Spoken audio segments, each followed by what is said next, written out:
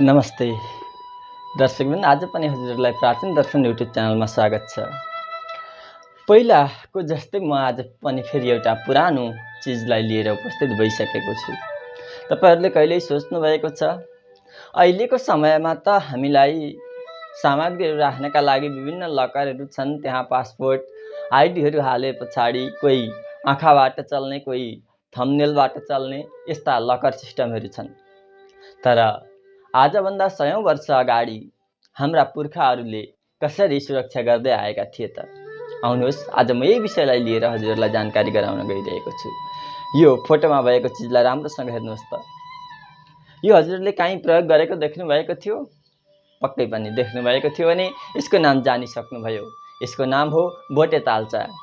यो विशेष गरेर तिब्बती र हिमाली भेगहरूमा र पहाडी भेगहरूमा प्रयोग हुने गर्दछ। यो विशेष गरेर तिब्बती कला भएकोले गर्दाखेरि यसलाई हिमाली ताल्चो अथवा भोटे तालचा भन्ने चलन छ। यो एउटा पित्तल, फलाम र तामाबाट बनिएको मेटल मात्र नभएर एउटा विश्वासको प्रतीक पनि मानिन्छ।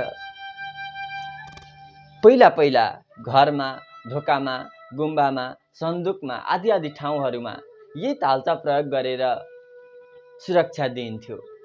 यो तालचा केवल एउटा फलामको डल्लो मात्र नभएर एउटा मङ्गलको सूचक पनि मानिन्छ, किनकि यो तालचाको बनावटमा विभिन्न बुद्धका अष्टमङ्गलका चिन्हहरू कुँदिएको हुन्छ। त्यस्तै गरेर बुद्धका साङ्केतिक शुभ मङ्गल मन्त्रहरू कुँदिएको हुन्छ। त्यसैले यसलाई एउटा मङ्गल सूचक पनि मानिन्छ। आउनुहोस्, आज म हजुरलाई यसैको बारेमा जानकारी दिन गइरहेको छु। झट्ट हेर्दाखेरि जसले तसले खोल्न सक्दैन यो तालचालाई, किनकि यो हातबाट निर्मित छ। विशुद्ध हस्तकला प्रयोग गरेर बनाइएको यो एउटा अनुपम इन्जिनियरिङ उपहार हो। हाम्रा पुर्खाहरूले हामीलाई छोडेर गएको। हामी देख्न सक्छौँ यसमा खोल्ने प्रवृत्ति हुन्छ। यो केवल यसैको साँचोद्वारा मात्र खोलिन्छ र यसलाई तोडफोड गरेर सजिलैसँग तोड्न सकिँदैन, किनकि यसमा धेरै मोटो फलामको प्रयोग गरिएको हुन्छ, मोटो मेटलको प्रयोग गरिएको हुन्छ।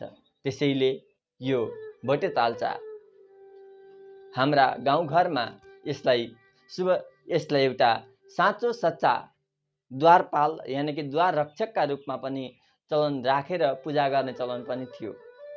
तपाईहरूले यो तालचा प्रयोग गर्नुभएको छ या कहीँ यसको लागि देख्नु भएको छ या प्रयोग गर्नुभएको छ भने अवश्य पनि कमेन्ट गर्नुहोला है। यस्तै पुराना भिडियोहरू लिएर म हजुरहरूको माझमा सदैव यसरी नै उपस्थित हुने गर्नेछु।